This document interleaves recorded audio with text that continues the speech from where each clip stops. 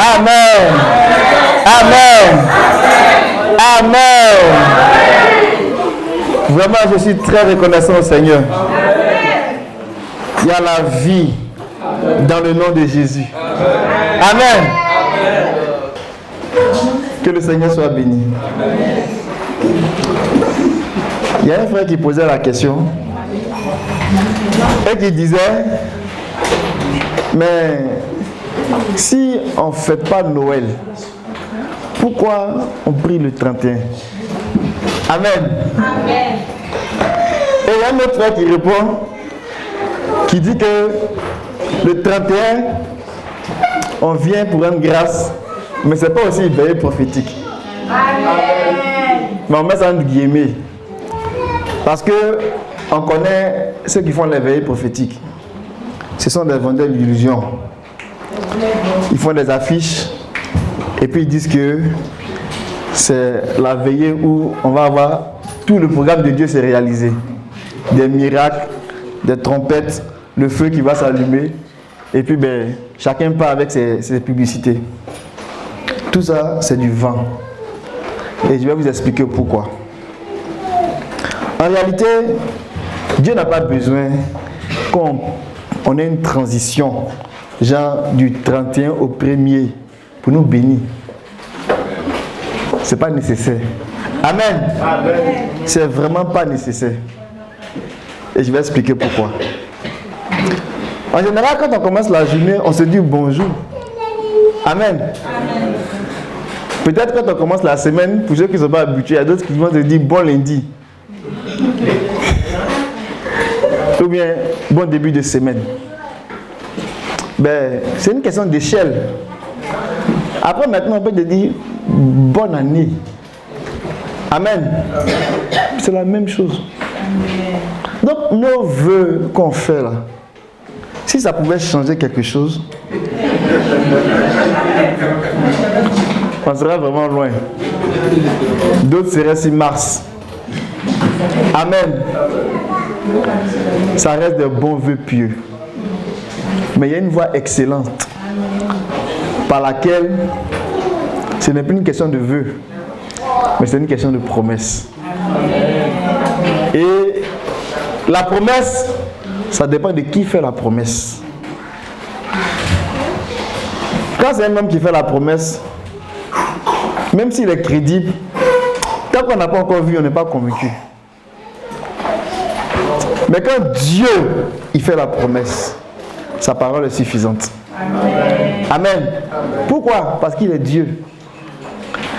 Mais ce qui devient encore plus intéressant, c'est que Dieu lui-même, pour ce qui concerne l'évangile, il a fait une promesse avec serment. Ça veut dire quoi? La Bible dit que lorsque un homme fait un serment, en général, il jure par quelque chose qui est plus grand que lui. Mais Dieu, il n'y a pas quelque chose qui soit plus grand que Dieu. Donc, il n'y a pas besoin que Dieu puisse jurer, parce qu'il n'y a pas plus grand que lui. Amen. Amen. Mais Dieu a pris sur lui de jurer quand même. En ce qui concerne les promesses de l'évangile, pour dire aux héritiers de la promesse de l'évangile que la bénédiction est certaine. Amen. Elle est assurément certaine. Amen. Et quand je rattache ça avec le fait que j'ai dit, il n'y a pas besoin qu'il y ait une transition de période pour que Dieu nous bénisse, c'est parce que Dieu a déjà pourvu. Amen. Dieu a vraiment déjà pourvu. Et si nous, on se réunit là aujourd'hui, en fait, c'est notre bonjour, on change d'échelle. Amen. Amen. C'est juste pour dire, on se réjouit de ce que Dieu nous a accordé une année de plus. C'est l'échelle que les hommes ont choisie pour compter le nombre de jours sur la terre. Et on se réjouit pour ça et on bénit le Seigneur pour ça. Enlevez dans votre esprit que quand c'est une veille de prière, c'est un moment de prière le 31, c'est là que tu vas recevoir la bénédiction. Amen. Il faut enlever ça de ton esprit. La bénédiction, elle est disponible. Amen. Amen. On va le lire dans 2 Corinthiens, chapitre 1.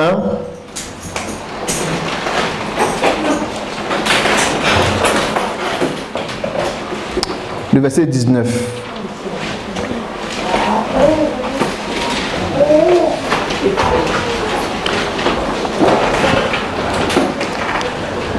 J'ai fait la lecture, j'ai l'avantage du micro. Car le Fils de Dieu, Amen, Jésus-Christ, que nous avons proclamé parmi vous, moi, Sylvain et Timothée, n'a pas été oui et non. En lui, il n'y a que oui. Verset 20. Si nombreuses que soient les promesses de Dieu, c'est en lui qu'elles sont oui. Voilà pourquoi c'est aussi par lui que nous disons à Dieu l'Amen pour sa gloire. Amen. Amen. Les promesses de Dieu, elles sont nombreuses. Mais aussi nombreuses soient-elles, elles sont oui. Et oui dans le Fils de Dieu. Amen. Amen. Ça veut dire quoi? Ça veut dire que quand tu entres en Christ, quand tu entres en Jésus, si tu pouvais faire le décompte de toutes les promesses qui ont été faites au sujet du Christ, ça prend automatiquement son accomplissement sur ta vie. Amen. Parce que c'est en lui que ça devient Amen.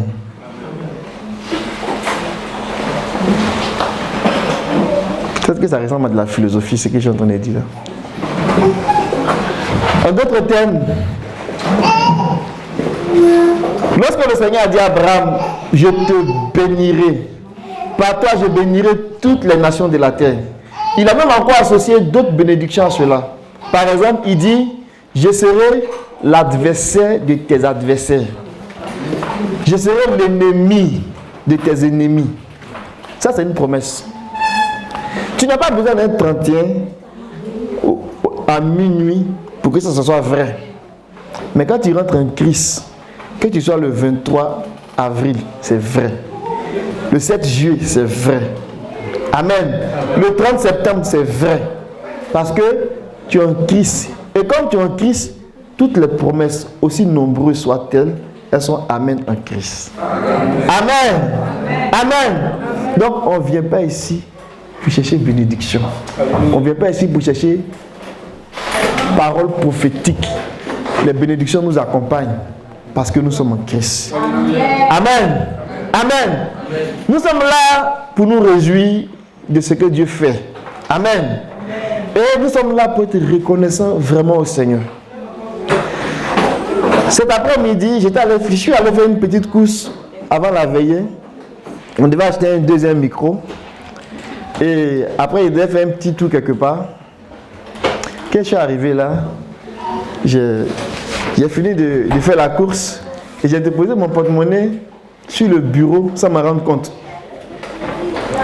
Parce que la course que je venais de faire, c'était assez consistant. Il dit, il faut que je mette ça dans un endroit bien pour ne pas oublier. Mais mon porte-monnaie même là, je l'ai oublié. Ah, dans le porte-monnaie se trouve quelque chose qui est plus grand que même le cadeau que j'ai acheté. Mais j'ai pris soin de me préoccuper de comment bien placer le cadeau que j'ai acheté. Et puis le porte-monnaie lui-même qui a acheté le cadeau, lui je l'ai oublié. Et je m'en allais.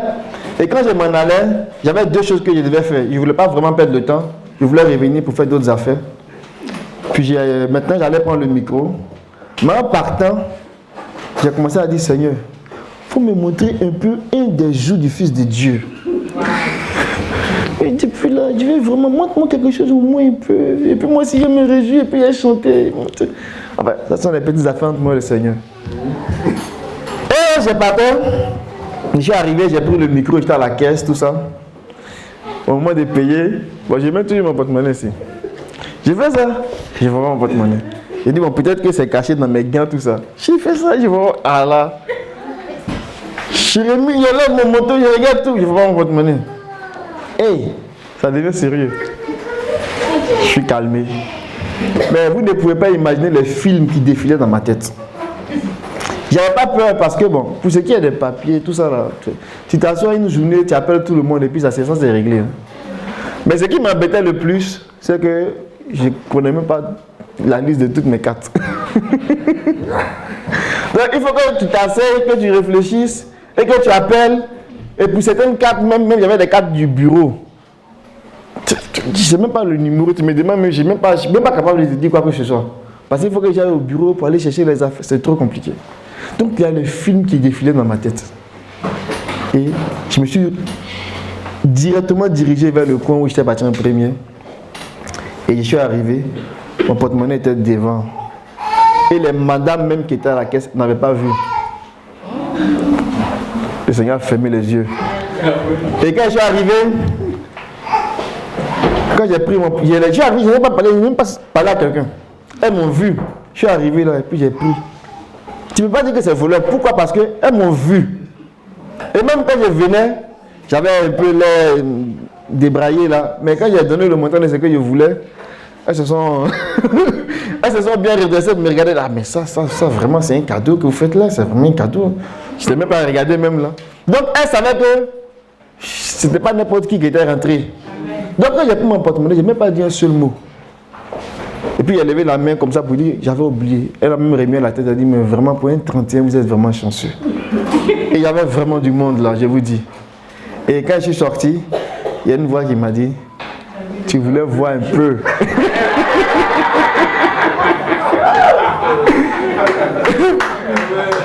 Il faisait froid avec un manteau, mais j'avais chaud. J'ai transpiré même.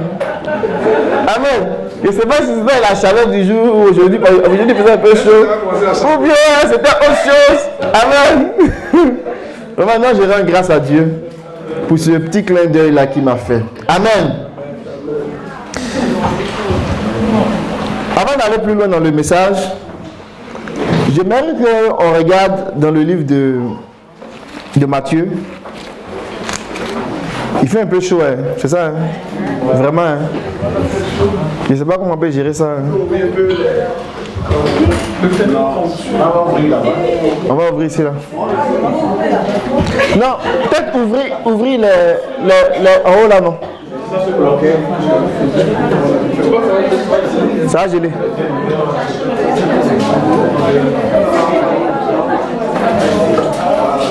Légèrement peut-être. Voilà.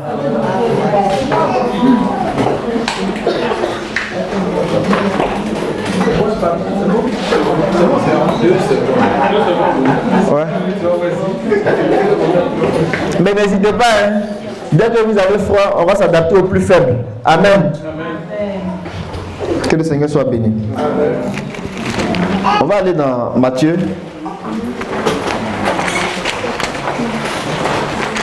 Matthieu 16. Je voulais qu'on s'entretienne sur la déclaration, je dirais même 2 déclarations qui ont été faites dans ce chapitre-là. Une déclaration de Pierre et une déclaration du Seigneur. Amen. Au sujet de l'Église. Et c'est autour de cela que nous allons avoir le partage ce soir. Avant de passer à la prière. Amen. Pour répondre, la prière ici, comme je disais, c'est pour répondre à cette parole du Seigneur. Matthieu 16, verset 13. À partir du verset 13 jusqu'au verset 20. Amen. Il fait la lecture. Jésus, arrivé dans la région de Césarée de Philippe, se mit à demander à ses disciples, au dit des gens, qui est le Fils de l'homme?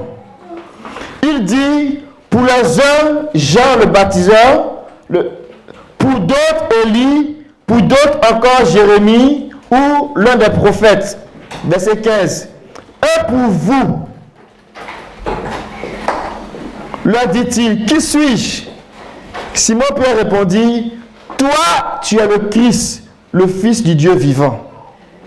Jésus lui dit, heureux es-tu Simon, fils de Jonas, car ce ne sont pas la chair et le sang qui t'ont révélé cela, mais mon Père qui est dans les cieux.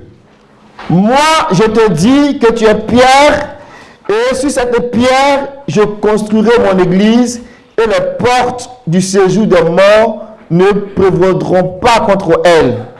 Je te donnerai les clés du royaume des cieux. Ce que tu lieras sur la terre sera lié dans les cieux. Ce que tu délieras sur la terre sera délié dans les cieux. Verset 20. Alors il recommanda aux disciples de ne dire à personne qu'il était le Christ. Amen. Amen. Je vais prier. Seigneur, je vais bénir ta parole. La Bible dit que ta parole est la vie. En elle, il y a la vie. Et cette vie, Seigneur, elle est la lumière des hommes. Et elle éclaire tout homme venant dans le monde. Je prie, Seigneur, que ta parole ne retourne pas à toi sans qu'elle ait produit son effet dans nos cœurs.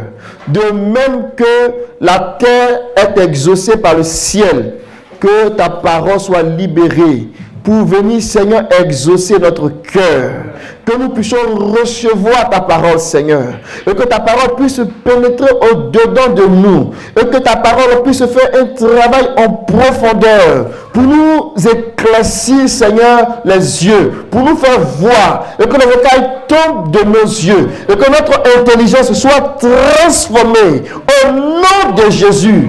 Nous recevons ta parole, Seigneur. Nous recevons ta parole, Seigneur. Elle est vie et esprit. Ta parole est vie et esprit. Ta parole est vie et esprit. Et parce que l'esprit vivifie, Seigneur, vivifie-nous. Si on avait un sommeil, vivifie-nous par ton esprit, afin que nous soyons disposés à entendre ta parole. Parce que ta parole est esprit et vie. Ta parole est esprit et vie. Que la vie coule en nous. Que la vie coule en nous. Que la vie coule en nous. Au nom de Jésus. Amen. Amen. Amen. Amen. Que le nom du Seigneur soit béni. Nous connaissons bien cette histoire-là. Et j'ai envie de dire, c'est quelque part grâce à cette histoire-là que nous sommes ici aujourd'hui. Le Seigneur, à un moment donné, il s'est assis avec ses disciples et il a posé deux questions. La première question, il a dit, suivez bien, verset 13. Il dit, au dit des gens, Amen. Puisqu'il marchait avec ses disciples, et ses disciples aussi côtoyaient des foules. C'est vraiment que les gens sont guéris, après la guérison, ils viennent, et puis ils racontent des témoignages, ils disent des choses. Donc Jésus dit, au dit des gens, qui est le Fils de l'homme? Amen. Regardez bien la question. On dit des gens, qui est le Fils de l'homme? Il ne dit pas qui est le Fils de Dieu. Il dit qui est le Fils de l'homme? Le Seigneur, il s'appelle Fils de l'homme. Vous savez pourquoi il s'appelle Fils de l'homme? Ça paraît simple. Parce qu'il vient de l'homme. Amen. Mais il est le Seigneur. Il pouvait se déclarer un patin, Fils de Dieu. Mais il a beaucoup insisté sur le Fils de l'homme. Pour un temps. Pourquoi? Parce que le Seigneur est venu dans la condition de l'homme. Amen. Amen. Et ce n'était pas tout le monde qui pouvait s'imaginer qui était le Seigneur. Qui pouvait même pas s'imaginer. Qui pouvait comprendre qui était le Seigneur. Et donc la première question qu'il a posée, on dit des gens, qui est le Fils de l'homme? Regardez les réponses. Pour les uns, tu es Jean qui baptisait. Pour d'autres, tu es Élie. Pour d'autres, tu es Jérémie. Non, peut-être que tu es Esaïe. Non, peut-être que tu es Bakou. Tout ce qu'il pouvait dire du Seigneur, c'était par rapport à des prophètes, soit de grande renommée. Amen. C'est ce que les gens pouvaient rendre comme témoignage. Mais ce n'était pas la réponse que le Seigneur cherchait. Quoique Jésus était présenté comme aussi un prophète. Amen. Mais il n'était pas seulement un prophète. Il était plus qu'un prophète. Amen. La deuxième question, il dit, on laisse les gens, vous qui mangez avec moi, vous qui m'avez vu depuis le début, pour vous, qui est le Fils de l'homme? C'est vraiment important. Regardez la réponse. C'est tellement ils se sont consultés, ou bien peut-être qu'ils ne se sont pas consultés, mais Pierre a libéré une réponse qui est très importante. Et le Seigneur était content de la réponse de Pierre. Verset 15. Pour vous, leur dit-il, qui suis-je?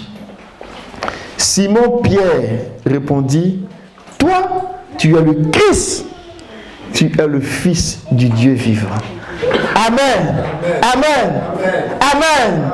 Amen. Amen. C'est glorieux comme réponse. La question c'est, qui est le Fils de l'homme? Qui est celui qui est né d'une femme? Qui il est? Et qui fait les miracles? Qui il est? La réponse des gens, des autres personnes, le plus haut rang qu'on a donné à ce fils-là, de l'homme-là, c'était le rang de prophète. C'était le rang de prophète. Mais, le Seigneur ici, quand il a posé la question à ses disciples, la réponse que Pierre a donnée, Pierre a dit, toi, tu es le Christ, le Fils du Dieu vivant. Amen. Amen. Et le Seigneur va répondre pour dire, verset 17, heureux es-tu Simon, fils de Jonas, car ce ne sont pas la chair et le sang qui t'ont révélé cela, mais mon Père qui est dans les cieux. On va s'arrêter un peu. Peut-être qu'on a déjà lu ce verset-là, on le connaît. Et puis même on peut réciter même la suite sans problème. Mais je veux qu'on regarde les mots de façon un peu sous un autre angle. La réponse de Pierre est à deux niveaux. Il dit, tu es le Christ, le Fils du Dieu vivant. Est-ce que ce que Pierre a dit était nouveau? Allons-y dans Jean. Au début du ministère de Jésus, ce qui s'est passé, il y avait des gens qui suivaient Jean-Baptiste. Et lorsqu'ils ont commencé à entendre parler de Jésus, ils ont commencé à quitter Jean-Baptiste. Et il y avait deux disciples de Jean-Baptiste, dont l'un s'appelait André. La Bible dit qu'ils ont entendu parler de Jésus, ils sont allés chercher où il habitait. Et ils ont vu où il habitait. Et ce André, son frère de sang, était Simon Pierre. Et il allait dire à Simon, son frère, on a trouvé celui de qui parlent les prophètes. Et ils sont allés voir le Seigneur. Donc Jean chapitre 1, à partir du verset 40. André, frère de Simon Pierre, était l'un des deux qui avaient entendu Jean. Donc Jean le Baptiste, Jean le Baptiseur aussi si vous voulez, et qui suivait Jésus. Il trouve d'abord son propre frère Simon et il lui dit, nous avons trouvé le Messie, ce qui se traduit par le Christ. Amen. Donc, si on prend cet épisode-là, Pierre savait que Jésus c'était le Christ. Amen. Et si on revient dans Matthieu, si on dit qui est le Fils de l'homme, et que Pierre répond que le Fils de l'homme c'est le Christ, ça ne doit pas l'étonner. Parce que dans Jean, dès le début, on a dit qu'on a trouvé le Christ. Vous me comprenez? Vous me suivez? Donc, là où la réponse de Pierre devient pertinente, c'est lorsque Pierre dit tu es Christ, virgule, le Fils du Dieu vivant. Amen. Amen. Amen. Le Fils du Dieu vivant. Maintenant, quand on pose la question, qui est le Fils de l'homme? Qui est la personne qui est née de l'homme? Qui est la personne qui est née de sang? Qui est la personne qui est sortie d'une femme? Et qu'on répond que c'est le Fils du Dieu vivant, ça devient sérieux. C'est pas évident comme réponse. Ils vont dire, mais attendez, c'est le fils du charpentier. On le connaît, on connaît sa maman, on connaît ses frères. C'était pas évident comme réponse. Mais là, Pierre venait de rentrer dans la pensée du Seigneur. Pierre venait de voir quelque chose de très important. Quelque chose de fondamental. Pierre venait de voir quelque chose qui se trouve dans le plan caché de Dieu. Et le Seigneur était tellement content de la réponse de Pierre. Et il a répondu ceci à Pierre.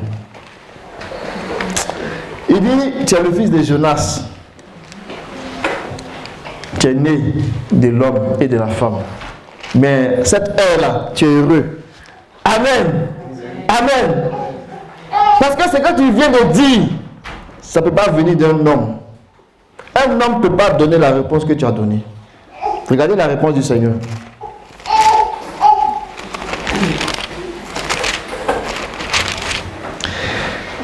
Heureux es-tu, Simon, fils de Jonas, car ce n'est pas la chair et le sang qui t'ont révélé cela, mais mon Père qui est dans les cieux. Amen. Il ne dit pas simplement c'est mon Père. Non, mon Père qui est dans les cieux. Amen. Là où je veux que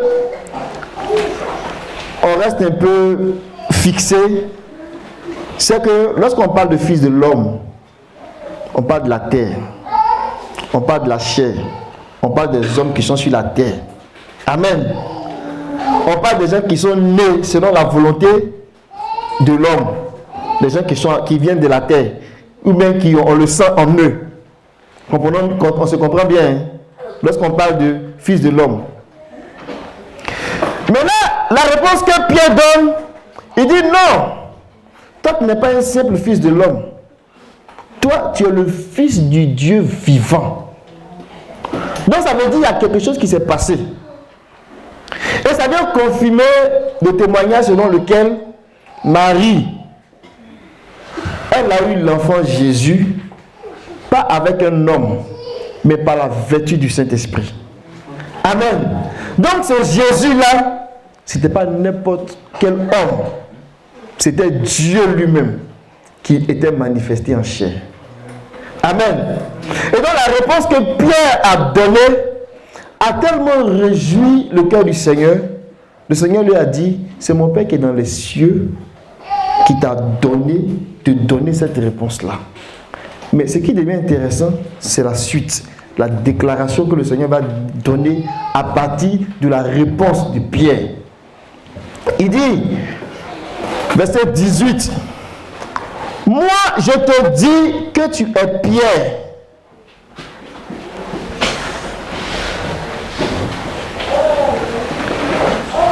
Et sur cette pierre, je construirai mon église. Et les portes du séjour des morts ne prévaudront pas contre elle. » Amen. Amen. On va regarder ça de façon très attentive. Pour ceux peut-être qui ont une Bible qui fait la distinction, le premier Pierre, c'est tu es Pierre, comme tu es Simon. Tu es Simon Pierre. Et sur cette pierre, mais c'est Pierre comme Pierre de la terre. Le premier Pierre, c'est un majuscule. Et le second Pierre, c'est un Pierre minuscule. Tu es Simon Pierre. Et sur cette pierre, je bâtirai mon église. Je bâtirai mon église et les portes de l'enfer ne prévaudront pas contre elle. Il y a tellement de choses à dire, on va les prendre morceau par morceau. Pour qu'on puisse comprendre c'est quoi la profondeur de la réponse de Pierre qui a déclenché une si grande déclaration de la part du Seigneur. Si on retourne dans Jean, lorsque le Seigneur a vu Pierre, automatiquement le Seigneur a changé son nom. Retenons dans Jean. On était dans Jean chapitre 1. Lorsque André est venu avec Simon Pierre, son frère, auprès du Seigneur pour présenter, parce qu'André connaissait déjà le Seigneur, il est venu présenter Pierre au Seigneur. Lorsque le Seigneur a vu Pierre, regardez la réponse que le Seigneur a donnée. Verset 42, chapitre 1. Il dit, il le conduisit vers Jésus. Jésus le regarda et dit, toi, tu es Simon, fils de Jean. Dans d'autres versions, c'est fils de Jonas. Eh bien, tu seras appelé Céphas, ce qui se traduit par Pierre. Vous comprenez? Donc c'est là que Simon Pierre a eu son nom Céphas, son nom Pierre. Et dans Matthieu, le Seigneur avant de parler, de donner sa déclaration, il fait un rappel. En d'autres termes, il dit, c'est toi que j'appelais Pierre, non? Amen. C'est de toi que j'ai dit que tu étais Pierre, non? Amen. Tu es Pierre. Tu te souviens que j'ai dit que tu es Pierre? En effet, tu es Pierre. Parce que sur cette pierre, sur cette déclaration de Pierre, moi je vais bâtir mon église. Amen. Amen. Amen. Amen. Moi je vais bâtir mon église et les portes de l'enfer ne vont pas prévaloir sur elle. Ça veut dire quoi? Ça veut dire que le je vais bâtir là, ça n'a jamais existé. C'était quelque chose de nouveau. Depuis que le monde a été créé là, ça n'existait pas. Et le mot église, ça veut dire assemblée, ça veut dire ecclésia, ça veut dire peuple mis à part. Donc le Seigneur me dit, sur la base de ta déclaration là, voici ce que je vais faire. Mais ce n'était pas nouveau en ce que le Seigneur venait de réfléchir là. Mais depuis que les prophètes ont dit que le Seigneur va venir, c'était pour ça. Mais ça prenait un déclencheur. Et c'est la déclaration de Pierre qui a déclenché la déclaration du Seigneur. Amen. Amen. Maintenant, on va essayer de coller le morceau.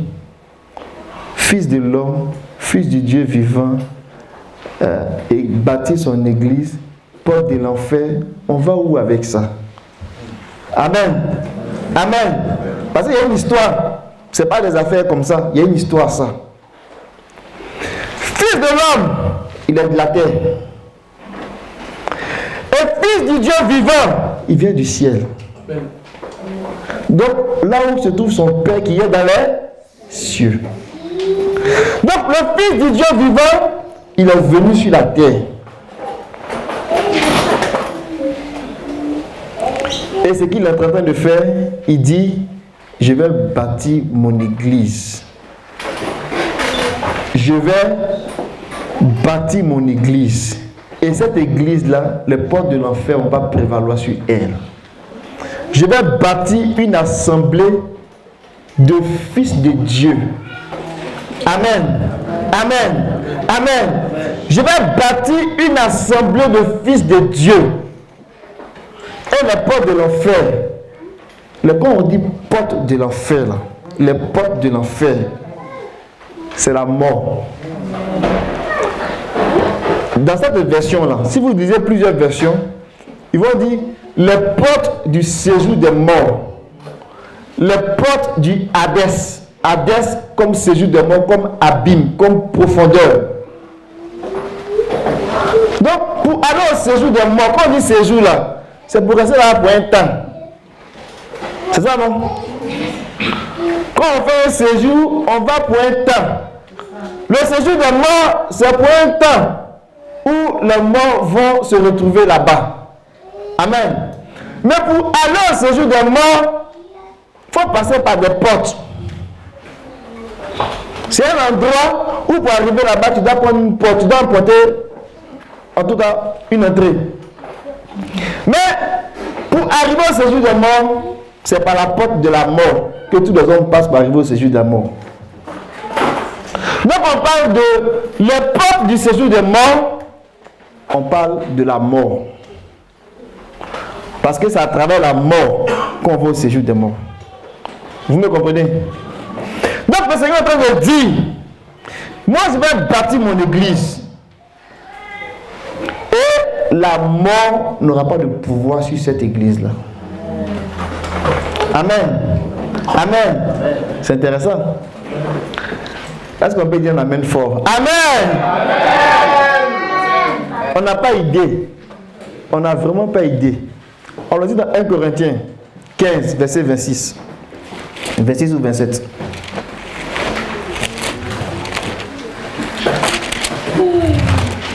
Ça baille, hein? On va adorer le Seigneur avec nos enfants et nos troupeaux et nos vieillards. Amen. On laissera personne chez Pharaon. Que le Seigneur soit béni. Amen. Amen. Regardez 1 Corinthiens 15, verset 26. Le dernier ennemi qui sera réduit à rien, c'est la mort. Le dernier ennemi de l'homme, c'est la mort. Que tu sois riche, que tu sois intelligent, que tu sois un savant, que tu aies travaillé à la NASA ou que tu aies travaillé, je sais pas, dans n'importe quoi, dans les mines. Bon, ça dépend où dans les mines. Mais dans les charbons de mine, le dernier ennemi de tous les hommes, c'est la mort. Pays riche, pays pauvre, c'est la mort. Président, planteur, c'est la mort. Le dernier ennemi de l'homme, c'est la mort. Quoi qu'un homme fera, il mourra. Amen. Donc la mort est le plus puissant ennemi de l'homme. Il n'y a pas quelqu'un qui a vécu la mort, à part le Seigneur. Et c'est plus tard qu'on va comprendre ça. La mort et la résurrection du Seigneur.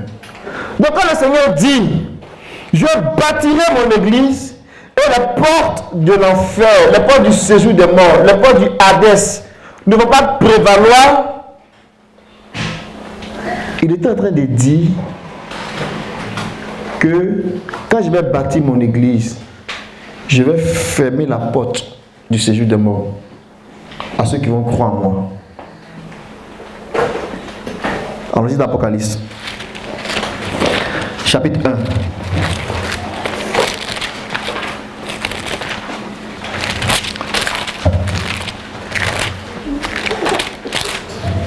1. Verset 18. Le vivant, je suis mort, maintenant je suis vivant à tout jamais.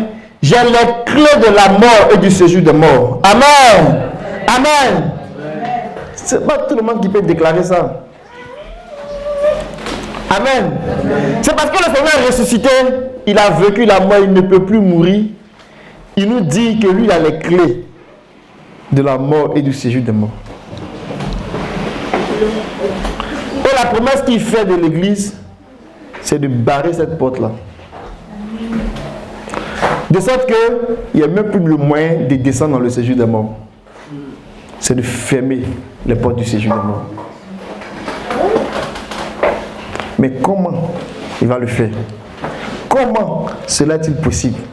Sachant que tous les hommes meurent. Retournons dans Matthieu.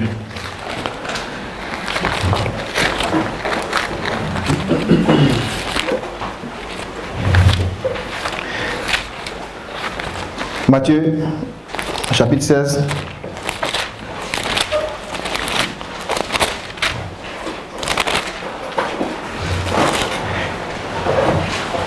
Heureux es-tu, Simon, car ce ne sont pas la chair et le sang qui t'ont révélé cela, mais mon Père qui est dans les cieux. Et moi je te dis que tu es Pierre, et sur cette pierre je construirai mon église, et les portes du séjour des morts ne prévaudront pas contre elle. En réalité, l'église, c'est l'expression du royaume des cieux sur la terre. Donc, le Fils de Dieu, du Dieu vivant qui vit au ciel, qui appartient au ciel, il est venu sur la terre.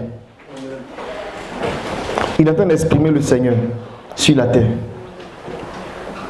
Donc, quand on parle de l'Église, on parle d'un peuple qui exprime le ciel sur la terre.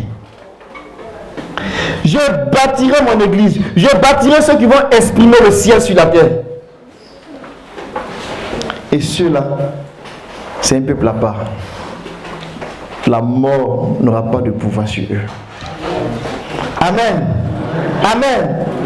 La mort, le séjour des morts, les portes de l'enfer n'auront pas de pouvoir sur mon Église. Regardez le verset qui suit.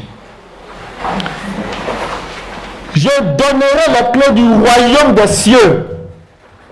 Mais on ne nous a pas parlé du royaume des cieux plus haut. D'où ça vient? En fait, l'Église, là, c'est le royaume des cieux. Parce que c'est le royaume sur la terre qui exprime Dieu. Je donnerai les clés de mon Église. Je te donnerai les clés de mon Église. Dans votre version, là où c'est marqué, ce que tu lieras sur la terre sera lié dans les cieux. C'est marqué. Ce qui aura été lié dans votre version, c'est ce que tu ne vas pas accéder.